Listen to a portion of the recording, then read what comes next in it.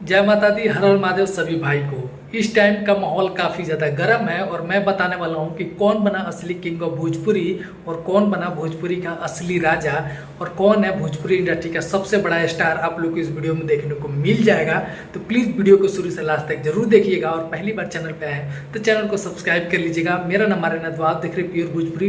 Video अच्छा लगे like share जरूर करिएगा और कमेंट सेक्शन में अपना राय जरूर दीजिएगा। आप भी लिख के बताइएगा कि असली भोजपुरी का किंग कौन है, राजा कौन है। प्लीज़ कमेंट सेक्शन में अपना राय जरूर दीजिएगा। मैं आपको बता दूं कि इस टाइम सबको ही खेसारी लाल यादव का गाना पवन सिंह के लाल घाघरा से कर रहा है, तो मैं भी आज बराबरी करके दिखाऊंगा कि पवन सिंह जी के लाल घाघरा में और खेसारी लाल यादव के बोंदू 3 दिन 2.0 में कितना ज़्यादा डिफरेंस है और कितना अंतर है और कौन है सबसे बड़ा गाना। तो प्लीज़ वीडियो को शुरू से लास्ट तक जरूर देखिएगा।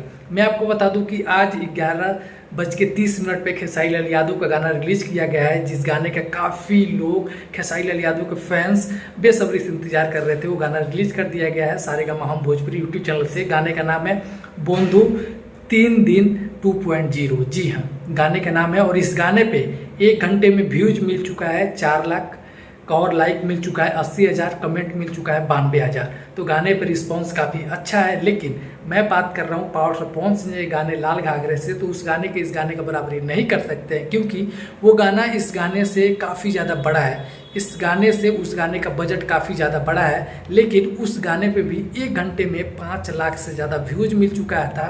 यानी कि खेसारी लाल यादव जी के गाने से ज़्यादा व्यूज मिल चुका था और इनके गाने से ज़्यादा उस गाने पर कमेंट मिल चुका था और लाइक भी इस गाने से ज़्यादा उस गाने पर मिल चुका था। उस गाने पे 1 घंटे में 5 लाख व्यूज मिल चुके थे, 80,000 से ज़्यादा लाइक मिल चुका था और 1 लाख से ज़्यादा उस गाने पे कमेंट मिल चुका था।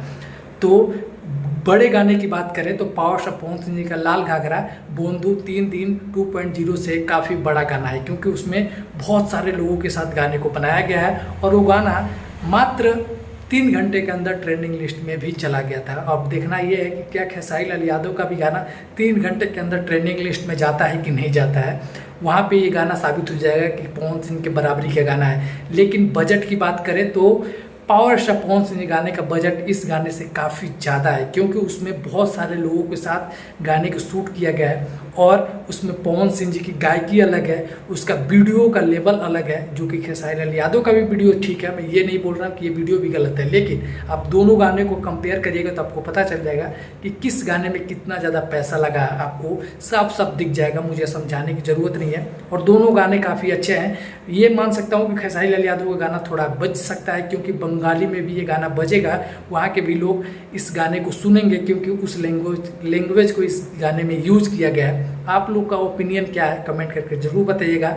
मिलेंगे बहुत जल्द अगले वीडियो में। दीजिए अपने भाई को इजाजत। हर हर महादेव, जय हिंद, वंदे मातरम, जय भोजपुरी समाज।